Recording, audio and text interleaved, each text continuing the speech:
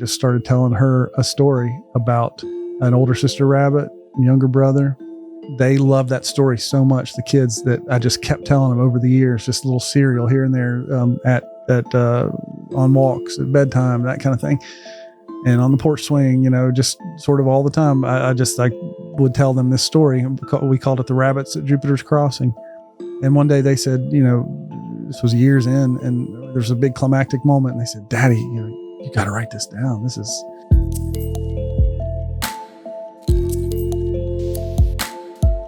Welcome to Creepalachia. We are diving into the fantasy world today. We're doing all kinds of things. We're even going to talk a little Mothman.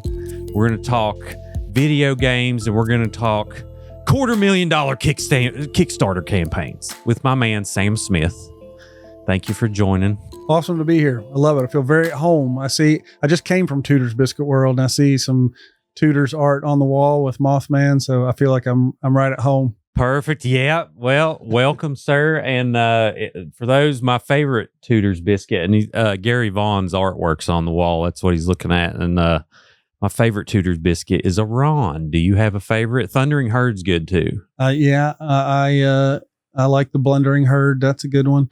Oh, nice. Okay, so you're a Mountaineer fan. I'm actually from Huntington. I'm a huge Mountaineer fan. I went to Marshall and WVU, and I love them both. I love Little Brother. I like to mess with his hair. It's great. You don't have to love them both, but I understand. I really do love them both, though. Actually, but I'm a big Mountaineer fan for sure. But I always root for Marshall unless they're playing West Virginia. But never root for Pitt. But no. But I like Marshall. All right. Yeah, my favorite's the chicken biscuit. I like the chicken biscuit at Tudor's. Heck yeah. Well, and what do you feel about the Pitt saying? I know, like, a lot of is there religious themes with the stories? There is, right? Is that what I read? Or well, I mean, some. I would just say, like, a lot of people want to categorize it as like, oh, this is Christian fiction. It's really not. I mean, I am a Christian who writes fiction. Sure. So sort of the way that J.R.R. Tolkien, that would be my approach, that he was a devout Christian, but he created something that was, that you wouldn't call it like religious literature, but you sort of could if you wanted to, because those themes are so deep in there, but they're not overt. And I'd say that's a similar kind of approach that I have. I love it. And for those who don't know Sam, a lot of you I'm sure do, but he is a writer of several book series, which we'll get into. But I want to start kind of from the beginning. Can you give me some of your background, where you grew up and what you were into as a kid and different things like that? Sure, man. Yeah, I was born at a very old age. My mom. I was just having breakfast with my mom at Tudor's, and she would definitely say that I was born at an old age, because it took me a long time to get out. I did not want to be born. I was way overdue. Born in a blizzard in 1977, a few months before Star Wars came out. So I'm that old. But grew up in Wayne County. My dad would say we lived so far back in the woods that no one lived behind us, which is kind of as a kid, I heard him say that, and I was like, what? No one lives by, and that was actually maybe like my first sort of invitation to think about fantasy, or imaginative literature, because I was like, that's cool. I had this idea of like going further and further in the woods and never finding anyone. Mm-hmm. I know he was just joking. He was joking about how rural, how remotely we live, but for me, that just like sparked my imagination, and that's probably like a good little window into kind of me as a kid. I played out in the woods. We didn't have huge amount of toys, or back then there was like 3 channels. I think we probably got 2 of them, so we didn't, there wasn't a lot of time necessarily on TV early on, and but we had the mountains, we had the woods, we had the creeks, and that's where I played with my brothers growing up. And it's funny because I didn't read a lot. A lot of authors end up, like, oh, they were at the library all the time. You couldn't keep books out of their hands. They're reading all the time. That's not my experience.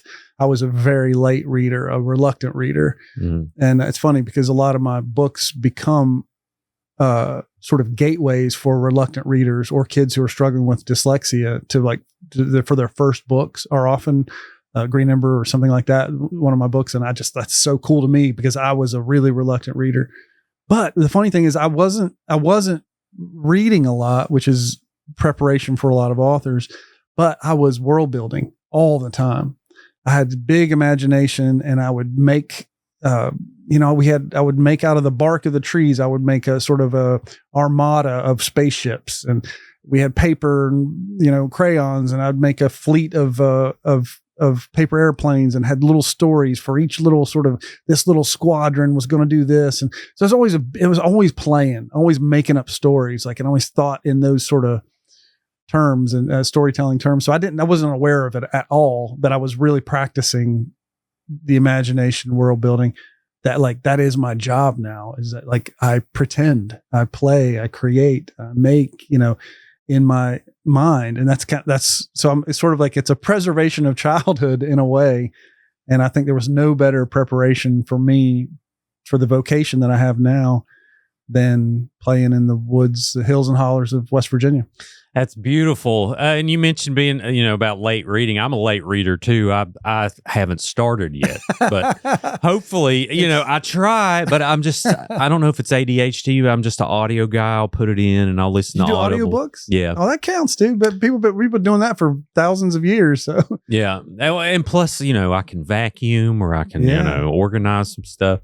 But I'm so cool. I'm a big audio guy too. I love audiobooks. Yeah. Well, one of my favorite things of Wayne County, the monastery. Yeah, a lot of people don't know about the monastery there. It started, I don't know, a dozen years ago. I can't remember how long ago it was. Yeah. But so you were growing up, figuring out like, oh, I got kind of this thing called an imagination.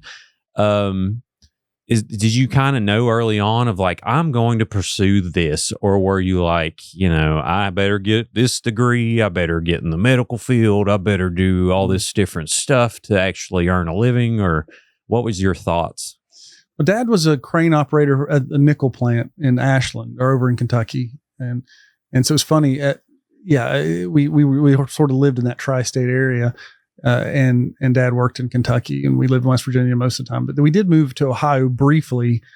But no, I was probably like a lot of boys growing up in West Virginia that can probably relate to this. I never thought about reading. I never thought about that kind of world.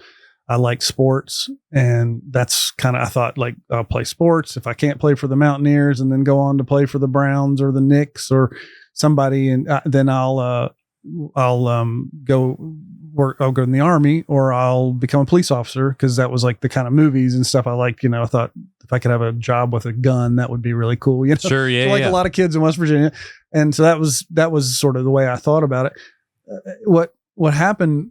Well, my parents felt a call to be missionaries, so we moved to South Africa when I was 12 years old. Oh wow! So I call myself an Appalachian. Because I spent a lot of time in Africa as a teenager. Most of my teenage years I was in Africa, but we were really, really rooted in West Virginia, like massively. A lot of missionaries will have sort of a, just go and sort of adapt to the culture. And I think that's hospitably meant. I think they mean to be, Hudson Taylor famously did that. He went to Asia and he sort of dressed like an Asian person. And I get that approach. That was definitely not my dad's approach. My dad's approach, which I think is a little more authentic, was I am a West Virginian. That's who I am. And so I'm not going to start off by lying to you. I want you to be able to trust me. And so I'm going to tell you the truth. I love West Virginia. That's my home. And I love being here because of, so we held on to our identity pretty strongly. Hopefully not in a rude way. That certainly wasn't the heart, but it was because we would get involved with everything down there. We played rugby, we played cricket. We got involved, learned languages, everything down there in South Africa. Loved that place so much. But it was kind of like, I appreciate that. I felt like my dad, my parents were modeling, operating from a place of authenticity and not like I don't know, they weren't trying to trick. It wasn't like a marketing move to try to, Sure. It felt very authentic, like it was real love. And I know that's true about them, but so we were super rooted, and I don't think there was any other way of doing it, just because Dad, that's just our identity as a family is so strong. But so we were there, but I never lost track of sort of West Virginia and came home. I think I was 18, and I've lived in West Virginia ever since. So, But it's funny, the time in South Africa was really interesting because I was 12 years old. When I went there, Nelson Mandela was in prison. And my first birthday in South Africa, I turned 13. Nelson Mandela was released from prison that day. It's my first birthday in Africa. He was released from prison. And when I left there, he was the president. Yeah. So just a wild time to be there, during the apartheid kind of was a witness to sort of seeing the end of that.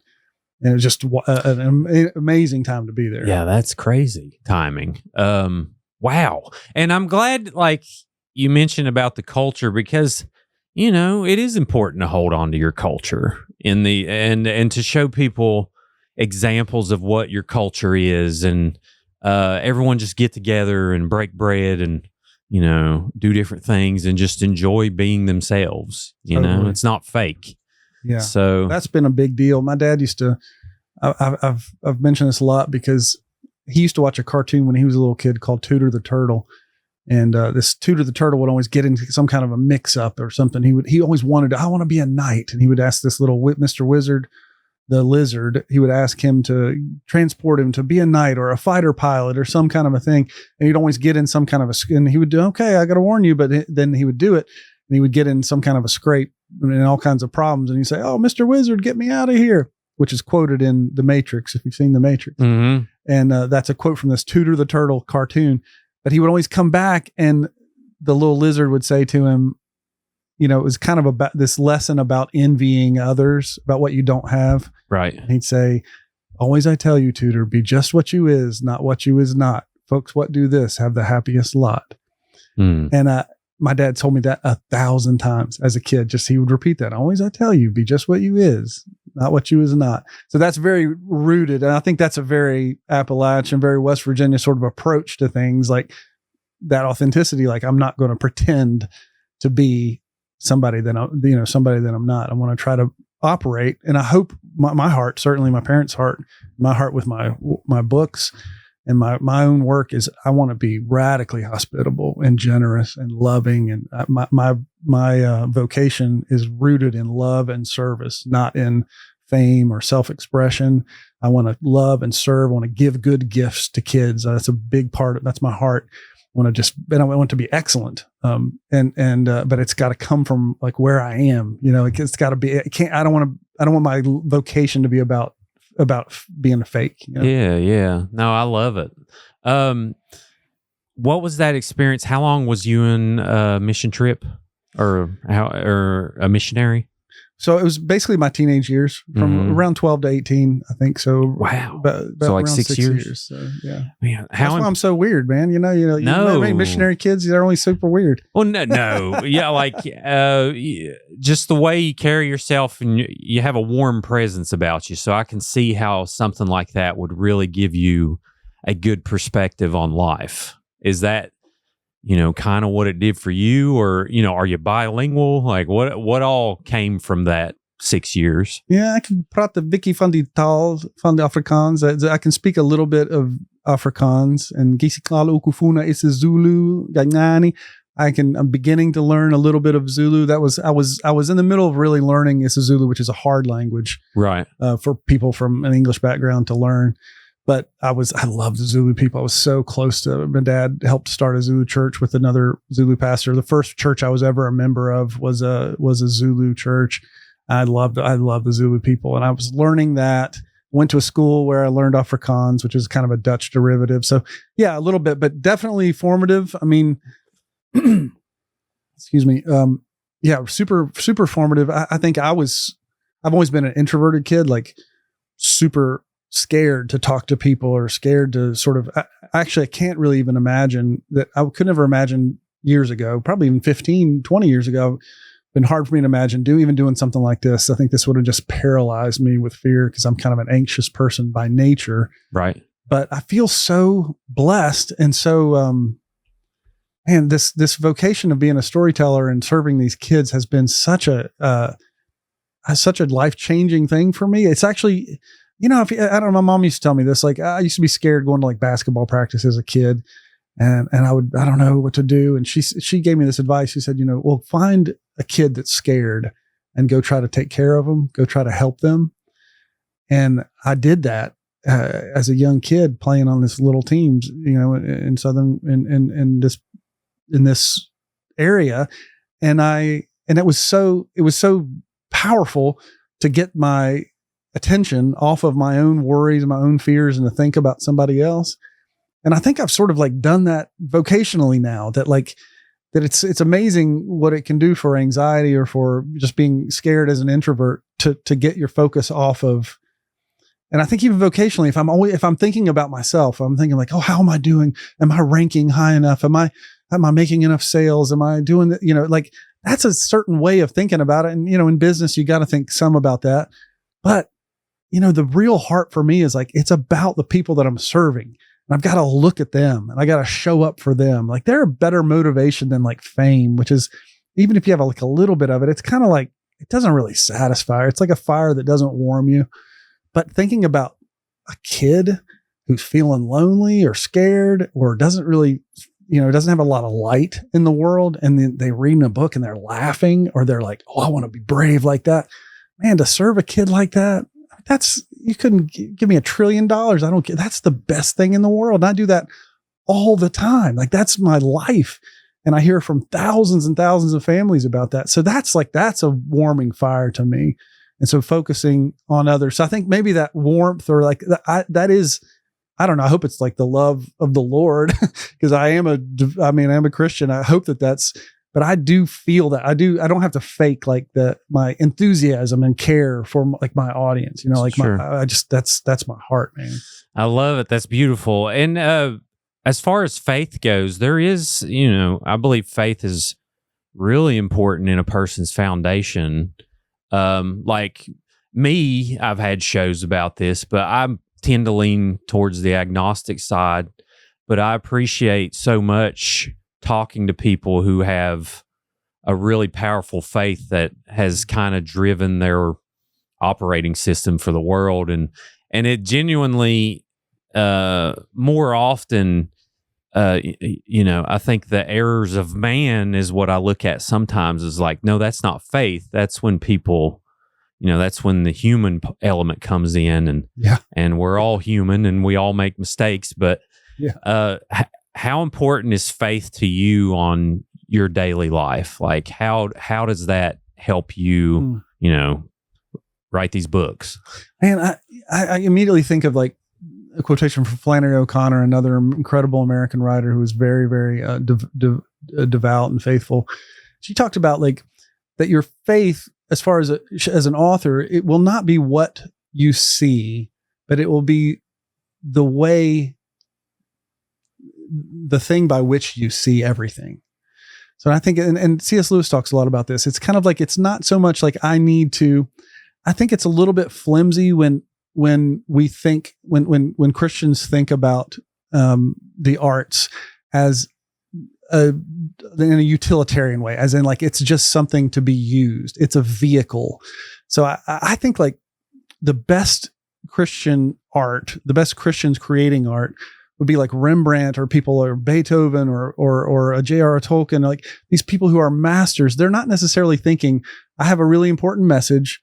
And then, well, okay, so let's use painting or let's use movies or let's use books as a vehicle to convey that. I think that's a little bit of an impoverished view. So for me, I want to tell the truth. I want to tell stories that are faithful to reality, because I think there is an objective reality to the world. I don't think that there's just relativism as in like, it doesn't really matter if you serve your neighbor food or if you chop their head off. I think one of those is really bad and one of those is really good. Mm-hmm. And that I think that's objective. I don't think unfortunately, if you take away sort of God from the equation, you really don't have a basis for morals.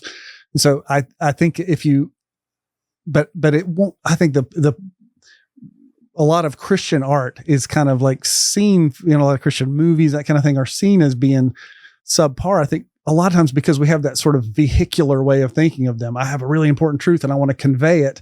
And the vehicle that I convey in is not that big of a deal. And I just think, no, man, make a good movie. Like tell a great story.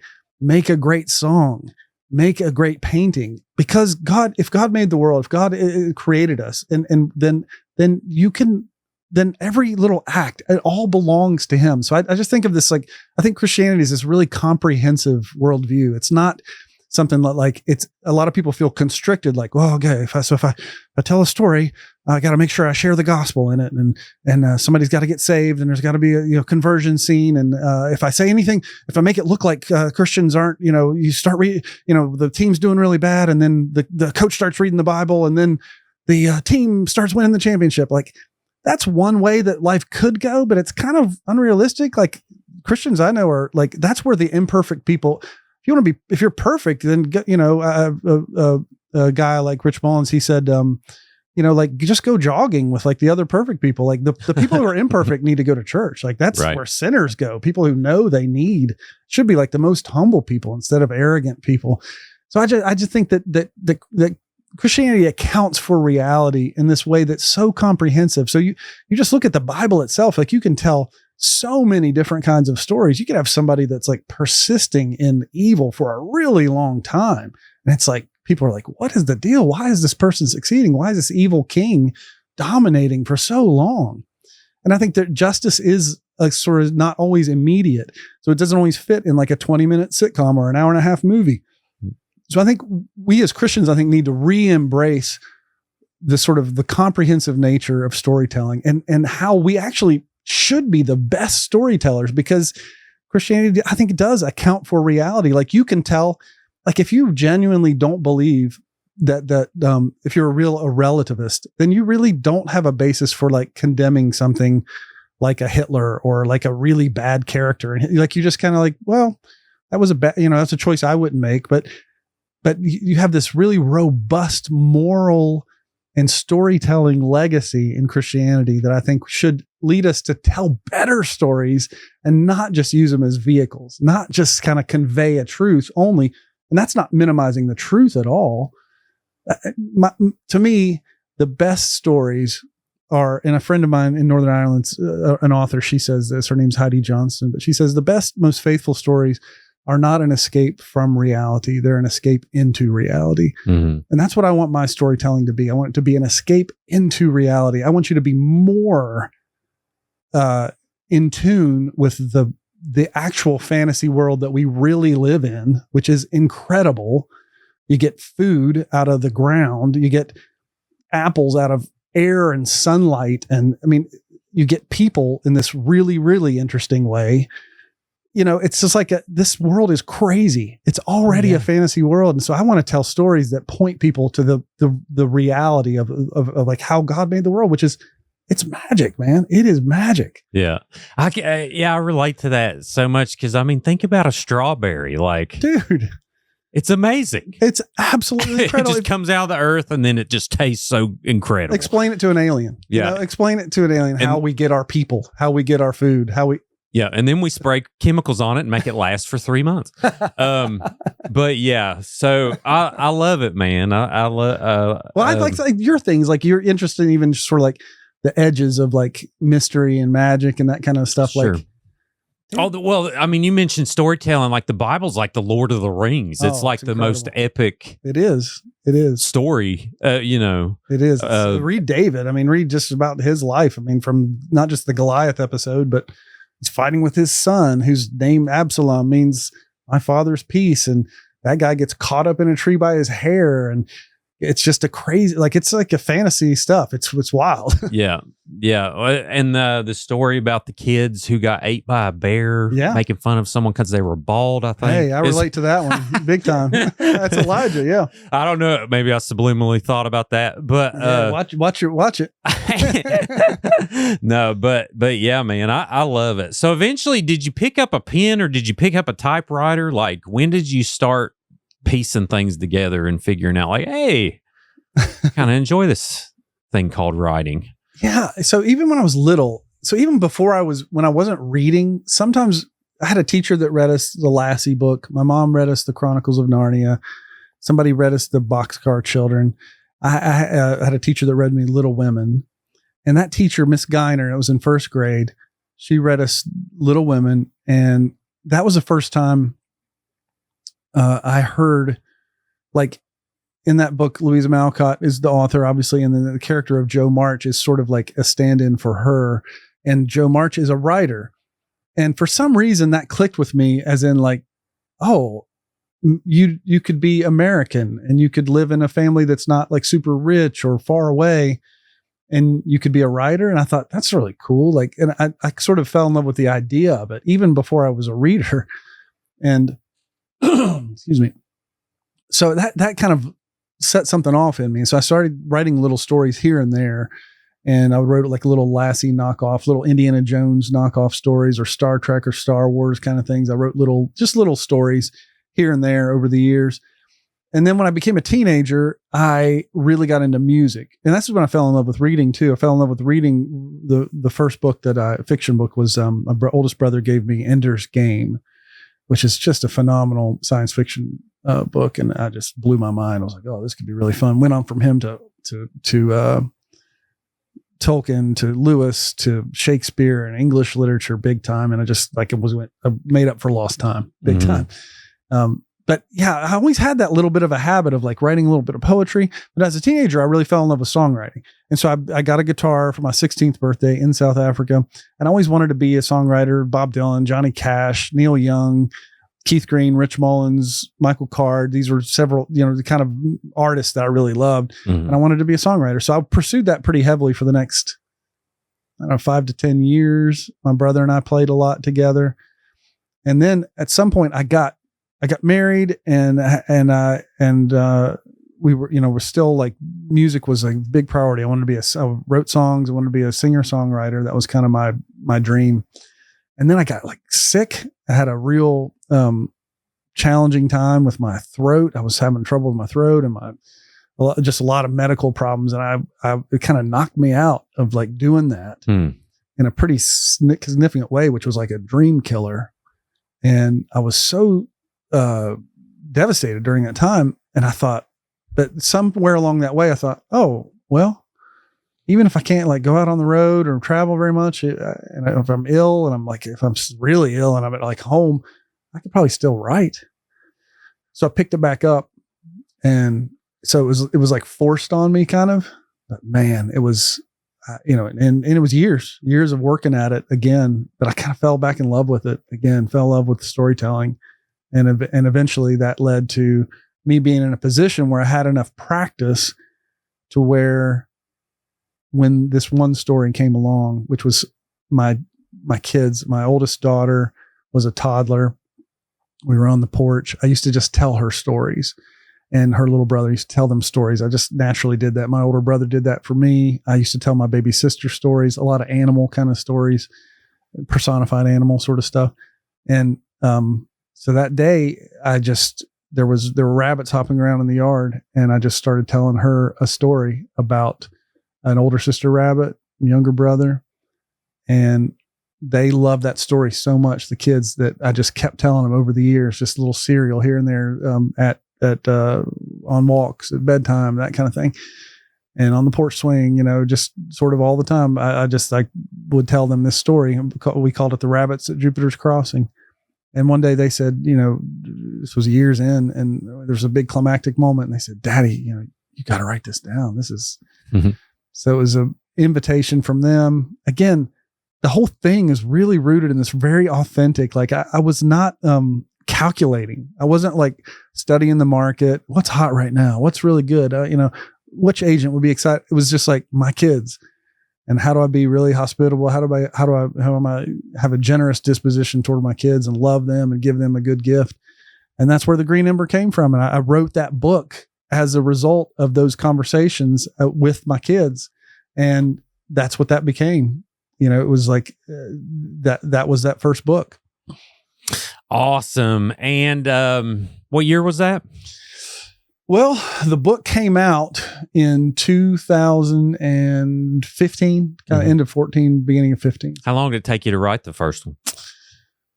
A little bit of an interesting story, but that year was one of the hardest years of my life in a bunch of different ways. I was struggling with it's funny. And again, the Christian worldview helps a lot making sense of suffering. I think it's a lot of people, I saw something on the internet the other day where a guy thinks this is what people think Christians pray. Oh Lord, thank you. I'm so perfect. I never do anything wrong. And this is what Christians really pray. Help, help, help. I'm so bad. I need your help. I'm in so trouble. And that's how I feel. Like, that's like the reality is just clinging on to the Lord when it's just like the world's crazy. Right. I do think that the Christian worldview makes sense of suffering in a way that nothing else does. There is meaning in it and purpose to it, which is really related to storytelling. If you're writing a story, your main characters have to go through pain. They have to go through suffering in order for them to become the kind of characters who can do what they need to do for the story to make sense, for the story to have a climax, for there to be heroics. Like, you can't be shaped away from pain. Mm-hmm. A lot of us want to go straight to the crown, but we don't want the cross. And I think that's just not the way the world is in the fallen world. I like that. Yeah, it's powerful, man. And I think that's true of that year for me. I can't believe that book came out of that year. It was so tough. My dad, who I just had breakfast with, along with my mom at Tudor's, was diagnosed with pancreatic cancer. Oh man. And it was a horrible year. So it took me a year to write the book, probably 6 to 9 months actual writing, but I was just in and out of hospitals. He's a veteran, Vietnam veteran, like the greatest guy in the world. My dad is just awesome. His name's Don Smith, and he's just my hero. Is he still here? Oh yeah. Yes. I know. And it's been 10 years. It's been more than 10 years. And thank goodness. I know. The survival rate for 5 years after being diagnosed the way he was. On pancreatic cancers. It's horrible. Yeah. The VA, the nurses there were like, people come in with this. They often don't leave. And he did. And so he's been through fighting Vietnam, serving his country, being a missionary, very selfless man, beautiful man, very common man, working class guy, just beautiful, beautiful man. But that year was just tough and it was just painful. But again, it's just funny, man, that the way the world works. Again, I think about like childbirth, like it's so painful, childbirth for women. But then what do you have in the end of this is you have this new life. And I just think that's true I can imagine like you creating what you've created here with Creepalachia or your, other businesses, like, the pain and the suffering, the difficulty that goes into building something special. And like the best, the people that you've heard of that we all admire are people who just kept going through that. Winston Churchill said, if you're going through hell, keep going. And I just, that year was a year of keep going. Yeah. And I'm just amazed at what I say was a gift from the Lord is that book came out of that as this sort of really special connection between me and my kids. And I was genuinely like, this is fine. If it's just me and my kids in this book, like it'll be on their shelf. They can share it with their grandkids, their kids, and it can just be like, oh, crazy old Grandpa Sam. He wrote a book and this was special for our time. My brother-in-law said, this is good. We should share it. So we did a Kickstarter and shared that book in late 2014. And we were just like, well, okay, we didn't know what we were doing at all. And the book just, we successfully funded it. I think we had some good, good relationships. I've done a lot of free stuff online. We just had some good friendships. They backed it, but no one ever read my fiction really. But then it kicked off, man. When people got it, they started sharing it with their friends and it just went nuts. And that was such a surprise to us. It actually scared me at the beginning. Did you have a quote unquote day job at the time? Oh yeah. What was you doing?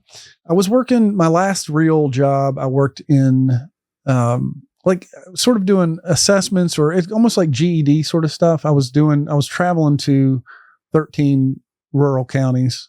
All our counties are rural, but just the 13 counties around here. I lived in Raleigh County, but I would go do assessments, and some were like mental health or work related or academic sort of a stuff, trying to help people go from welfare to work. That was my last real job. And it was good because I drove a lot and I ended up being able to think and dream and kind of stuff. So it set me up real good for my career later, which I couldn't believe it, man. it was really surprising. It was a real shocking kind of a gift that, I mean, we were 2 years into the book coming out, and I quit my job. My brother quit his job, and here we are. It's been 10 years. And so we got 2 jobs that were quit to dedicate to. Yeah, there's 10 of us now. Oh, 10 of you. Goodness gracious. I love stories like this so much. It's been special, man. I could be like, oh, I'm so good, I'm so brilliant. But even just you hear the story, it didn't come from that. It came from very, humble, like genuine beginnings. And it was like, it took off in a way that's just like, I wasn't smart enough to be like, oh, I came up with this clever. If you're real clever and you want to make money and stuff, don't go into publishing. That's for one thing. But for some reason, this has worked, man. It's just really been awesome. What was that first Kickstarter amount? I have questions about successful campaigns because we'll build up to your recent one. I think, is it the most successful Kickstarter to come out of West Virginia? I mean, I don't imagine I never thought $250,000 was the latest one, and it was turning Green Ember, you said the 12th book, into a video game. Yeah. Okay. Yeah. The first one was for the Green Ember, and we set our goal at $10,000 and we got $24,000. Shoot, yeah. How do you do that? So you told me there's 12 books in this series. Is that correct? So it's kind of weird. There's 4 of the main books in the Green Ember series. Right. And then there's like a side trilogy. There's a back trilogy, like a prequel trilogy. Then there's another one going, but there's the new one, which the 12th book is if you think about, there's a character in the main books that is like a mentor figure for the kids, particularly the guy. Mm-hmm. He's almost like a Mr. Miyagi sort of a type character, like from the Karate Kid. You ever seen the Karate Kid? Yep. Okay. Oh heck yeah. So he's like that beloved sort of mentor. He's a little bit grumpy and that kind of thing. Well, what I did in this 12th book is I'm going back and telling his origin story, mm-hmm. like when he was a farmer becoming a fighter. And it's kind of a fun thing. Like you can imagine like seeing an origin story film about Mr. Miyagi, and you're like, you see the first time that he's exposed to like wax on, wax off, and you're like, oh, that's where that came from. Like there's a lot of that kind of stuff in this, but it's also kind of a front door for anybody who wants, like you don't have to have read any of the other books to read this one. It's kind of a new beginning for it in a sense. And that's why I think making it a book and a video game at the same time was a cool opportunity, because you don't have to have like, oh, it's the 12th book. Like it can be the first book. It can be the first one. And you've done several other series. We got Jack Zulu, which I'm sure is inspired by your mission. Yeah, that's the kid trip. That's caught between West Virginia and Africa. That's a very West Virginia story, actually, the Jack Zulu books. That's cool. And we got Mooses with Bazookas. And other stories children should never read. Which is all, okay, gotcha. That's great. And the Found Boys. Yeah. Were all these around the same time period? Like, are you like, yeah, I'm going to kind of branch out? Or are you writing things at the same time? Yeah, different. I mean, yeah, somewhat. I'm trying to keep the Green Ember series going, but then I'm doing other things as well. The Jack Zulu books I've done with my son. And those were really his idea. He was 13 years old and sort of doing a film treatment or a TV show treatment for that. And we decided to work together and create that book, which is the book series, which is about a boy whose dad's from South Africa. He's Zulu, and his mom's from a small town in West Virginia. So it's very, very close to home for me, but it's about him he wants to escape this little town of West Virginia. But what actually happens in this portal fantasy story is he really like discovers West Virginia with new eyes by going through other worlds. And so it's very beautiful. That's the theme of Creepalachia. Hey, we go. That's perfect. Yeah. Yeah. I think Jack Zulu, man, it's got Mothman in it. I think that's your thing, dude. It's like, it's definitely, it's got a cool explanation for why Mothman would have come in and out sometimes. And yeah, it's like mythic stuff from West Virginia. That's great. Yeah, we're shooting that. We talked a little shooting the Mothman film, and that's so cool. Kind of how I've done it is I'm kind of appreciating the lore, but taking a whole different direction. Nice. because I knew if I did the original folklore story, there would be some diehards that are like, well, that's not right. Yeah. You missed that part about the bridge, different stuff like that. So I was just like, let's go completely left field. So we'll see what happens with it. But so the video game world, that has to be different. I mean, did you have programming experience to start figuring this stuff out? I didn't and don't have any of that. So my contributions to the video game are entirely like writing and, well, I guess producing it too, but I don't know how to make a video game. So we've partnered with this incredible animation studio out of Dallas called Brazen Animation. And I've known them for years. We've talked about doing film together for a long time. We've had a lot of Green Ember film conversations over the years and opportunities. We've kind of been waiting for right partners, right time on that to happen. But that's in the future. That's what we've been working towards that. But we kind of thought the video game might be like a cool, I don't know, not like a halfway house, but sort of like it's a smaller investment, but still a significant investment. The game is awesome. It's so fun. And I was like, man, I want to just, I think in like sort of transmedia terms of like, we've worked on developing a board game. We've worked in, I'm always thinking about like how different stories work in different forms of media. And so I was like, okay, what if we did like, it's not going to be an adaptation of like the most popular book in the series. That's something we could do. But I was like, what if I wrote a story that was this beloved character that the people that love the stories want to hear more about this character and his origin. What if I just did that, but we did it as a book and a video game at the same time? And that was sort of the conceit of the Kickstarter. And I don't know how well I got my dream across, but yeah,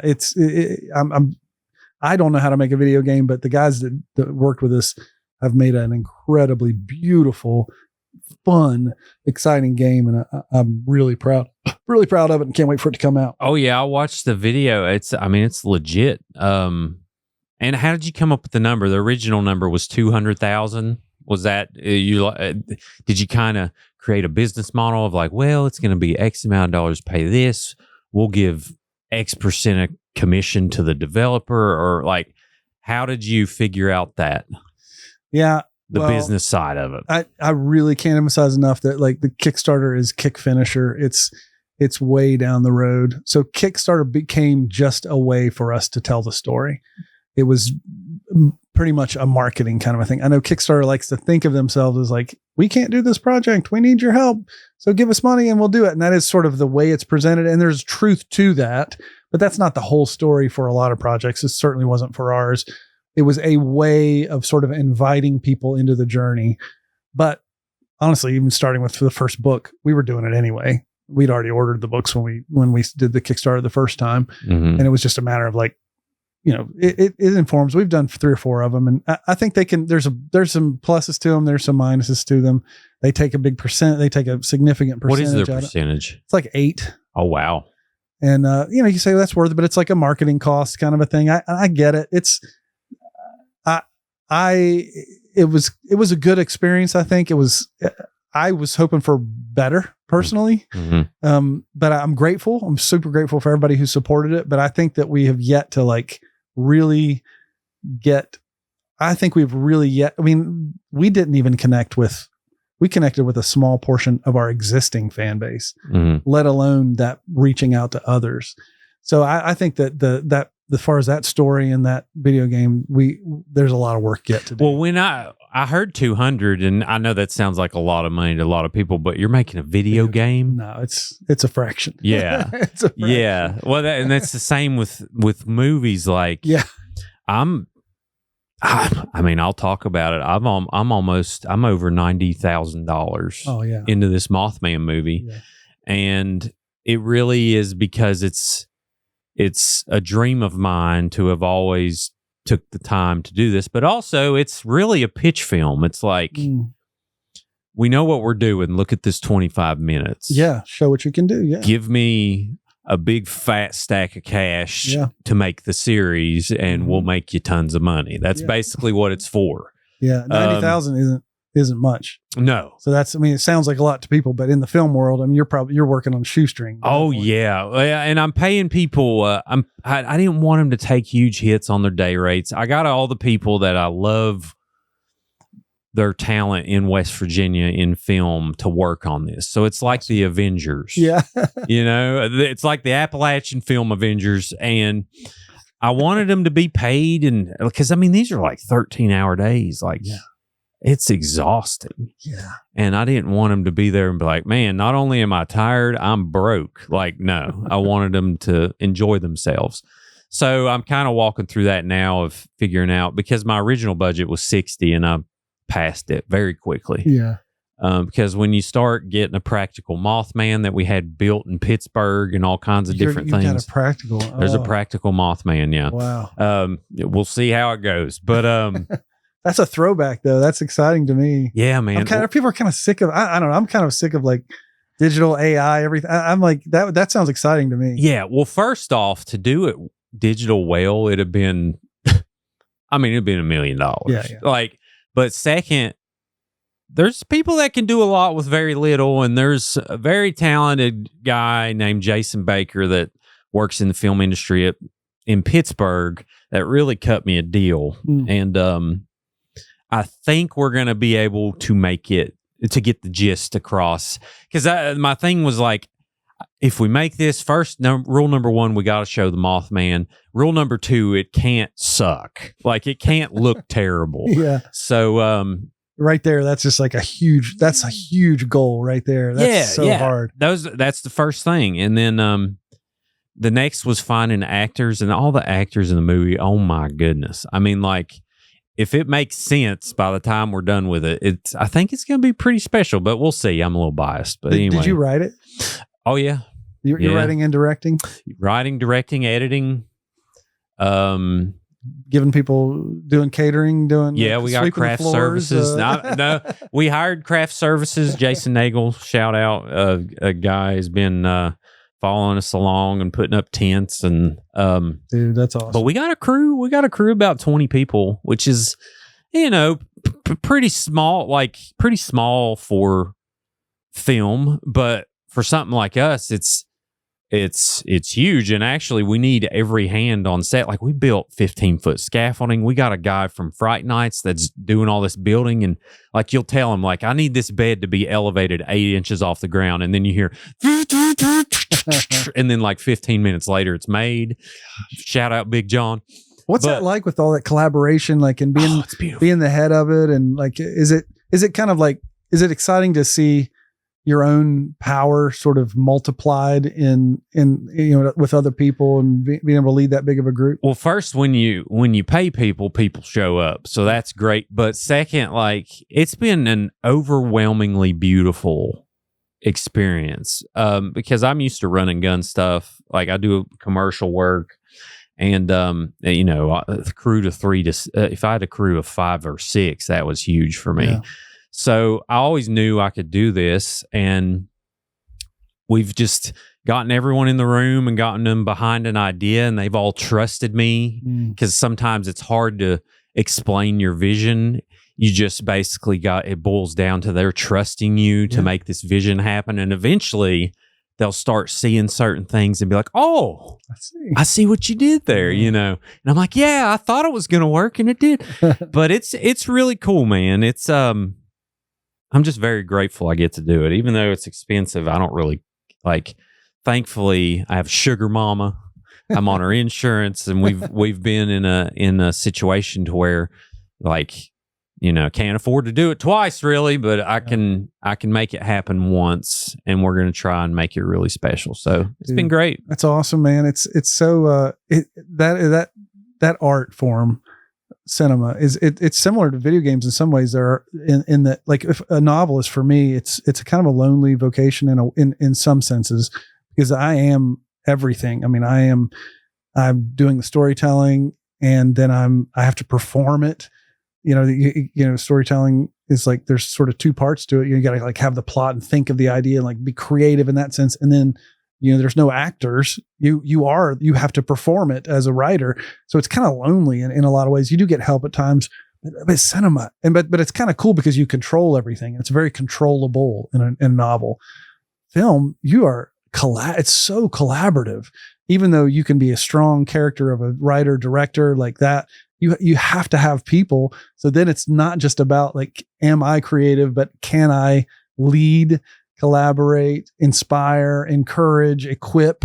You have so many different jobs, and there's so many. I love the when I wrote the book with my son, he was really into film, and he was like, he was going to be a filmmaker. He was really thinking that way. And that whole idea of like best idea wins, and, you know, like the humility that goes into a lot of filmmaking of like, you know, you think about all these arrogant people, but my experience with a lot of film people is like, no, they're like ready for whoever has the best idea. Let's go with that. It doesn't have to be me. So it's just this constant collaboration, such a different challenge than novel writing.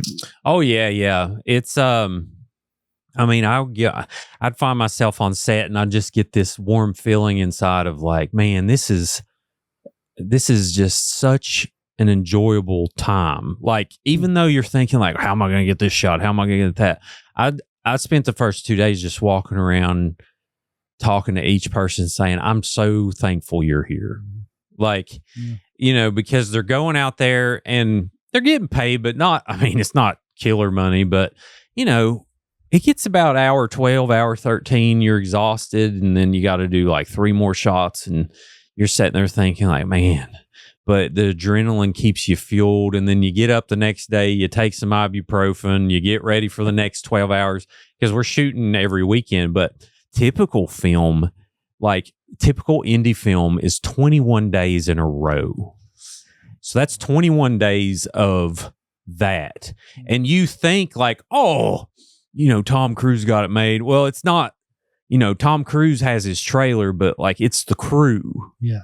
Like the crew, it's some of the most exhausting work you'll ever do. It's a marathon. Yeah. That's so cool that you're operating out of this attitude of gratitude, though. This like thankfulness that, because to me, the first thing I feel like that would happen for me is I would be so stressed out. I would feel the weight.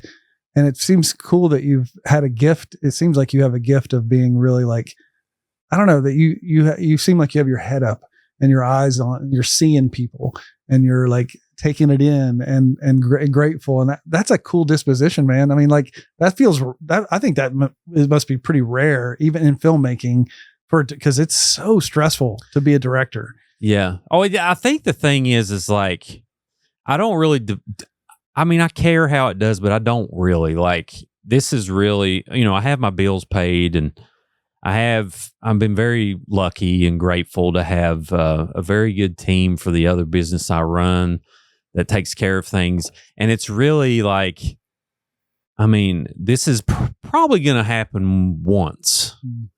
I mean, I want to do it again, but, you know, you can't do something like this every year. It's just too expensive. And I'm just like, you know, I'm going to really absorb this. That's awesome. While we do, you know, and it's, I don't know if it's rare or not. I'd say it is stressful, but in a way of like, I really don't want to let everyone down. So when I get tired, I'm thinking like, is this really going to work? And then at the same time, I'm like, you know, who cares? I'm going to enjoy this. And I think it's going to be pretty daggone cool. That's cool. We'll see what happens. And I know, you know, the community will support it, even if it's kind of bad. You know, they'll be like, oh, it's great, man. And they can go talk about it elsewhere. That's fine. But you'll learn so much. Yeah. You'll learn so much doing this. I mean, I hope it isn't the last thing. I hope it isn't a one time, because I mean, the lessons I'm sure you're just clocking so much experience time right now. Oh yeah. If Netflix came and said, if they gave me $20 million, if they gave me $10 million, said, we want the next Stranger Things, I'd know exactly what to do. Yeah, right on. That wouldn't even scare me in the slightest. I know exactly the first steps I would take to the last, just from having this one experience, because you just see like, well, I shouldn't have planned 2 locations that day. We only have time for one. And, you know, I want to have all the people that I'm working with now on it. So I know the way everyone works and the time is needed for everything. So I'm confident. It's just if we find someone that's willing to take a chance on a Southern West Virginia filmmaker is the thing. But, you know, then again, I don't really care. So if this is good, great. If not, at least I tried, and we'll move on. But yeah, man. So when does the game, like, when you first get that prototype of like, here you go, Sam, we think it's pretty cool, see what you think. Like, is it on PlayStation? Is it on the computer? Like, where do you play it? It's so we haven't had that moment because it's been sort of like we've been playing it since it was like a little gray guy that what was just, I don't know, I can't remember what they call the guy, but they have to figure out that it plays, that it's fun before there's any animation of the character. So it's been iterated, so many times, and I've been a part of that. So there hasn't been like a reveal for me. Mm-hmm. But we've been doing it on PC, and it'll be on PC and Mac, and they're using Steam. I don't know if yeah. guys who are gamers get that whole Steam world. Mm-hmm. It'll be on mobile, and it will be on, the plan is for it to be on Nintendo Switch. They're just starting to work on that right now. And then after that, possibly on PlayStation, possibly on Xbox, but those are the first. That's essentially everywhere. I mean, if you're on Steam, you're good. Yeah, Steam is great. And that's what we really want people to do now. If you're into the games, you understand that world. If you go to our game and just wish list it, that helps a whole lot.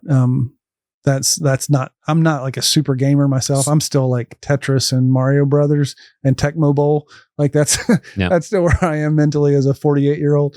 I got a Raspberry Pi set up in an arcade in there that has like every game ever made pre-2000. So I get it. Yeah, dude, that's my dream. Like, isn't a cabinet and everything? It's a cabinet, yeah. Oh, dude, that's what I want. I might steal it. Shoot, on my way out. Dude, and like, it's not that costly. Like, really, you could build your own probably pretty cheap. Put a Raspberry Pi's like $100. I don't know what that is. It's like a keyboard and a modem in one, and it runs really low demanding video games. Like, you can't play Resident Evil 2 on there. It'll lock up. But you can play Tecmo Bowl and Gattaca. Oh, yeah. Or Galaga, not Gattaca. Yeah, I play Super Mario Brothers 3 like every other week. So, and I play Golden Tee.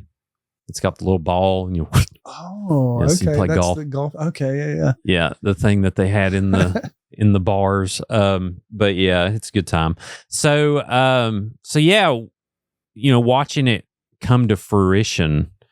And you mentioned it, so it's on Steam. People can go on there and they can click wish list. They can wish list it. The demo will be pretty soon. Okay. So people will be able to play it pretty soon. We just went to an event in Michigan, and we had the first time, like, the public, we set up 2 big TVs, and so like kids were coming around playing it and stuff. And that was cool to just like see other people playing it. Cause like our kids have been playing it and we've had people testing it for a long time, but it was awesome to like watch the crowd kind of gather around it. And it was, you could tell it was fun. And so yeah, it won't be too long. I'm not exactly positive. It'll be this fall before Christmas that it'll be fully out.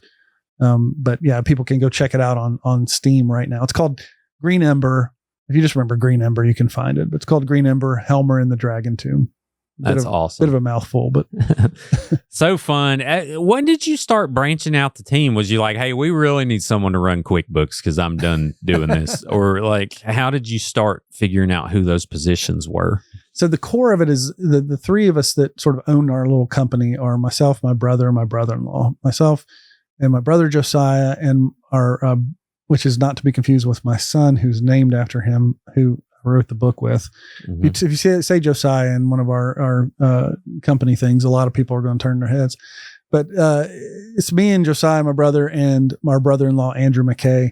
And the 3 of us are sort of the core of the team. And Andrew does, with a small company, what it's like. Everybody's wearing like 15 hats. So you're doing things that you're doing a lot more than you should at a bigger, kind of the people we're competing with, like New York publishers or that kind of thing. But so Andrew is really omnicompetent. Like he does a lot of the financial stuff, and he does operations sort of things and publishing. He's a wizard at publishing. And so we've branched out we have somebody in doing marketing. Josiah's our CEO. He kind of runs things. He's great. He's just wonderful with people. And Also local pickleball legend also. Nice. One of the best pickleballers in West Virginia. In my Watch opinion. those ACLs. Yeah. At that 46. He's great. An awesome guy. And then we have a few other people working in publishing and in marketing. And it's been, so we have over time and this video games provided us with an opportunity to kind of hire more people to work on that front. But man, it's like everything else. It's like, you're talking about your budget from your film going up. My dad has that adage that I always heard growing up, which was, it always takes longer and costs more than you think. And, that's definitely been true. Oh yeah. Yeah. And, before you know it, like someone's like, has a dietary issue, and then you got to pay $28 for a salad. And I mean, but you want to do those things because you want everyone to, but there's stuff you don't think about that pops up. You know what I mean? It is. But we definitely have been like a guerrilla warfare team, like for sure. Like it is awesome. That's part of my favorite thing is like, honestly, we're competing with these big budget, huge publishers out of New York City or something. And our little ragtag Southern West Virginia hillbilly garage team, I'm so proud of what we've been able to do. And it's so beyond me, as in like, I've just had such a gift to have these people around me and helping and being partners, because there's no way in a million years I would have done this without Andrew McKay. Like he was huge. And my brother Josiah has been phenomenal. He quit his job to go take this risk with me. Shout out. Oh, awesome guys. Yeah, man. That's what I tell everybody. Quit your job, people. You never know unless you try. And do you want to grow old and say, I wonder if or what now? That's kind of my thing. But now, of course, have your bills paid. Don't do anything irresponsible. But I love these stories because you mentioned like competing with New York. My thing is like a mindset with a lot of the filmmaking world is, I got to go to LA. I got to go to New York. I got to maybe go to Atlanta. I got to do these different things. And I'm like, forget that. Like with technology the way it is, I would rather try to be the big fish in the small pond and compete than to go and have, there's 25 of me on this one block. Yeah. That's trying to do, I think everyone loves an underdog story. And yes. I think that gives you an edge when it comes to these things. Yeah. Like, I want them to make it. I want that to be a thing. Cause when I started filmmaking, people were like, are you going to like get a real job? Like, is this like, you still doing this little thing? And I'm like, yeah it's kind of working, but I love that stuff. I can totally relate to that. I mean, there's no question. If you're a venture, if you're an entrepreneur or something, and you move to San Francisco, you're going to meet so many incredible peers, and you're going to have tons of advantages that you will not have in Beckley, West Virginia. That's just that's a fact. There's so many things that are, for us, if I've lived in Nashville or in Colorado Springs or in even Charlotte or somewhere, there will be tons of opportunities, networking, that kind of a thing that do not exist where we are. And people that you can only look at that. And that's why we're losing and have for so long lost so many of our most talented people over and over again. And I'm just like, I do not want to continue that. Like, I want to do it here. And I think it's not just disadvantages. Like you said, there are advantages too of being here. There's nobody else competing with me in the sort of Appalachian storytelling, sort of my niche, which is, it's not huge, but it's something. And there are not 50 other people like me trying to do the same thing. And I want to stay here. I want my identity. I want my West Virginia roots to show in my story. And all the book tours and stuff we've done throughout the country, we've been on most states. I mean, we've Florida, South Carolina, North Carolina, Texas, New Mexico, Phoenix, California. We've been all over the place doing book tours, and all those people have a image of West Virginia now because of us. And as I talk about it all the time, I love West Virginia. It just pours out of me. So I am an ambassador, like an unpaid ambassador for this state. And everywhere I go and everything that I create is going to have a little flavor of that. And that's got to be real to me. And I don't want to flee and leave. I want to stay and build. And I want to be a part of people. And so that's why I'm so encouraged. That's one reason I wanted to connect with you, is just because I'm like, I want this to happen here. I want kids to grow up thinking, oh, I could be like a world-class author and stay in West Virginia. Yes, you can. You do not have to go to New York. Yeah, man. I love it. So fun. What's next? Like, are we starting a new series? What are we doing? Like, what are you working on right now other than the game, which you're kind of just in wait mode of like, okay, that looks great. See you next month. Yeah. There's a lot of work. You can imagine the work behind it. And that's really the tough part for us, is getting the story out there. It's like, you call it marketing or whatever. It's like, it's so hard. There's so much that it's hard to sort of break through the noise and kind of tell the unique story. And honestly, for me, it's even that there's a challenge. I think it's a little bit tough. It's hard enough to make the stuff and to create, and then to go like sell it. I want to be generous in that. I think of it as creation and connection. Like, I want to be excellent at creation, because quality is the best business plan, as John Lasseter said, or excellence is the best business plan. I believe that. But then you do have to have connection. Like, you have to have a disposition of like, how do I share this with people? And I think that's hard. Mm-hmm. It's we've kind of figured it out with the books to some degree. We have our audience and we're trying to, that's growing and all that. But like with a video game, that's a whole, like you said, the scale is so different. A video game can't sell what a book can sell and be successful. It's gotta go more. So it's, to reach that audience is a big puzzle for us. Mm-hmm. And that's one reason I'm grateful that you have this on here. It helps us tell the story of what we're doing with the video game, so that I hope people will give it a try. But yeah, in that mode. And then I'm just keep creating. I keep writing books, keep going. That's my heart. Oh yeah. It's two different mediums. I mean, video gamers care greatly about story. So that part's going to be solidified. And then they want the game to play well. You got to worry about bugs. Yep. You got to make sure the puzzles are fun and intriguing. Mm-hmm. And then you got to have, different difficulties. Yep. So then you got to redesign the game for all of those. So it's, I can imagine how much goes into it. Do you know an estimated length that it's going to take to finish, like a playthrough? Yeah, I think so. So we intentionally created this game to stand out culturally a little bit.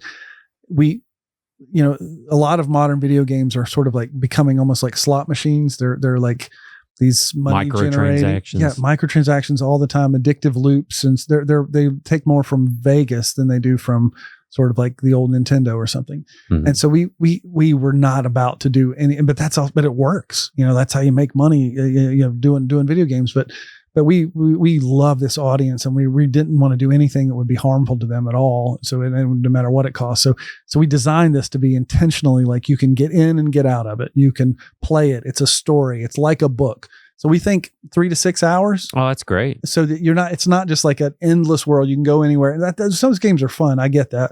But we wanted to create something that was really like entering into the world of a book. So you can play that game, even if you're not a book kid, like you could play that game and be exposed to this story. And you could be like, oh, there's a book. And maybe, my hope is that a lot of kids will sort of like, it'll be like a backdoor to reading for a lot of kids, whether it's audiobooks or whatever. Yeah. That's my hope. But it's intentionally doesn't have any microtransactions. You don't have to pay for any skins, all that kind of stuff that you could level up, which is good financially. We got none of it, just because we want it to be radically hospitable to kids. And I hope I don't know if the market's going to say awesome, or if the market's going to say, no, that doesn't work. Yeah. Well, yeah, I hope it's successful, and at least you tried, it's evident you've really found your niche with writing, and people are responding to it. So no matter what, it's all going to be all right. But it'd be really cool to make a top-selling video game as well. I would take a middle-selling video game. Hey, man, that's still pretty good. Yeah. No, you're right. You said a minute ago something about like, well, why? It made me think of this, like, a lot of West Virginians have this, like, it couldn't be us, like, why us? Or like, and I want to be like, why not us kind of people? Like, I want to say, why not? Why can't we make the best video game in the world? Why can't we make the best story? Why can't we make the best movie in the world? Why can't we do it? Like I think there's something special in these hills, and I think that there's something special in the people that it produces, and a lot of beauty.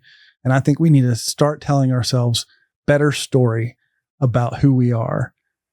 There is we have to be honest. There are troubles. There are difficult things. We can't pretend like that's not true.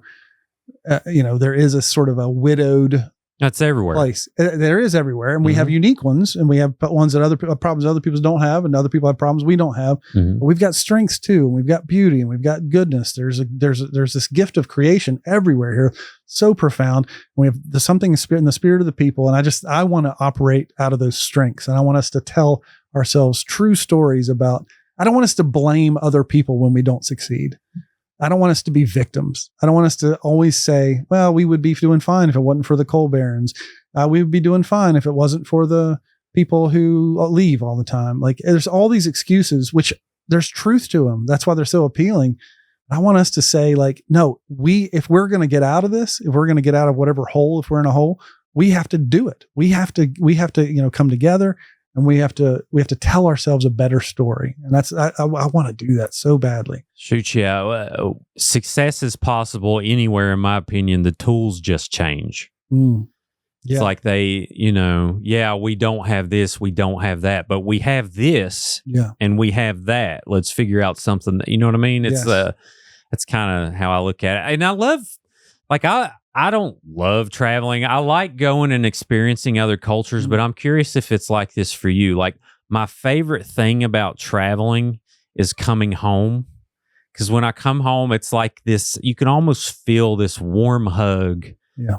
When I get back in the hills, man. I don't know what it is, but just when I cross that state line, I'm like, yes, everything's good. I have the exact same feeling. And a lot of that's wrapped up, obviously, with family and coming home to kids and wife and all that kind of stuff. But the place matters to me so much. I think that this idea that every young person should be uprooted and go to big cities to be disconnected, to go live a life where they never have to look their grandmother in the eye, I think is deadly for our culture. I think, I feel so much an embrace when I come home. And I'm like you, I'm so open to other cultures. I love other languages, respect other foods, other kind of people. I love it when other people love their stuff, whether it's another country, another state, a region. I'm like, dig your stuff. That's awesome. I like it too. That's so cool. But it's everywhere I go, it's a beautiful place. But I wouldn't want to live there because this is home. I always want to come home. Always want to come home to West Virginia. I love it. The future's in the kids too, which is why this is so great that, that's your demographic. Because, like, for McDowell County, for instance, if you tell a kid they're not worth it for so long, eventually they're going to start to believe it. So true. And I think that is the worst possible thing we can do. And so I'm always saying, like, I'm a McDowell County boy, always will be. I don't live there now, but I'm close. Yeah. I visit every month and we volunteer, and those kids are worth it, man. They can do anything they want to do. So I'll never say anything different. You know what? It's not facts alone. That facts don't move people, as in, like, it's technically true that you can do this or that. I think what moves people is stories. What moves people is you see a Homer Hickam movie or something, like you see a story and then you think, oh yeah, because it's not, we're not just rational beings, we are story shaped beings. So when someone can tell you a fact or something, like, but if your culture and your heritage is like multi-generational, like crime or drugs, or like, that's like what you keep believing. And somebody can say, well, technically you can go get a job, or you can go to college, you can do this way, but it's like, it doesn't feel real. But when you have a story that invites you into inhabit something differently, I think it just affects you so profoundly. So I think hopeful stories for kids in this area I agree. I think it's so powerful. And that's a big part of my heart. I want to give a copy of the Green Ember to every fifth grader in West Virginia. That's what we started a foundation. We're slowly kind of getting that built up. If anybody wants to, first of all, give JD $10 million to do Stranger Things. And after that, we'll take, a couple million and we'll give every fifth grader. That's my heart. I'm working for that. Because I've been the kid in the holler. Like, I know I've heard the stories of, like, no, nobody in West Virginia does anything. No, you can't do anything. So I want these kids to hear a different story, a different narrative, and to be invited into that and to be told who they are and again, as a Christian, I believe that all those kids have dignity and worth and value because they're made in the image of God, and all of them, and they have infinite possibilities, like as far as life and we need them. We need all kinds of different kinds of people. We need diversity. We need different sorts of people with have different strengths to have a shared culture and to contribute. And I'm 100% with you. Like we got to reach more than just kids in cities. Like we got to reach kids in the hills and hollers. And I want to reach them with is a story of hope. I love it. It's great, man. Well, how can they find you? What can they follow? All that good stuff. How do we help this be successful? Well, they can probably just beat me at the Kroger or something down. Perfect. I'm at the Beaver Kroger a lot. No, I'm just sdsmith.com. I use my initials because I'm a pretentious jerk. But no, my initials are what I use for my book. They are my actual initials, but hey, I'm a JD. Hey, that's Let's right. go. SD and JD.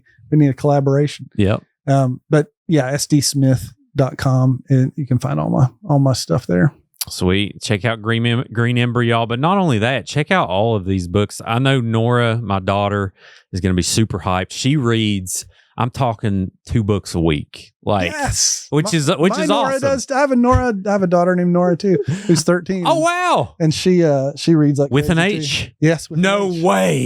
Yeah, of course. Dude. That is so cool. It's so hard to find a keychain with an H. Yeah. I just, the reason that we named with an H is because I like symmetry, and I felt like, and NORA is great, but I felt like that 5th letter made it symmetrical. Dude, it's, I'm going to go nerdy on you, but it's a Yahwistic ending. It's a Hebrew ending for, like Hannah, you have Josiah, Isaiah. That's a Yahwistic ending for so that's a good, it's very, very Old Testament, very Christian kind of a thing to do. I love it, man. I love it. Listen, I mean, even, as agnostic, I don't even really label myself, but everything you say resonates so well with me. Like the humanity of it, of just being a kind person is what speaks to me, of just like, fighting for the greater good and giving kids something to believe in. The hopeful message is just something that I think translates across the world, regardless who you are. But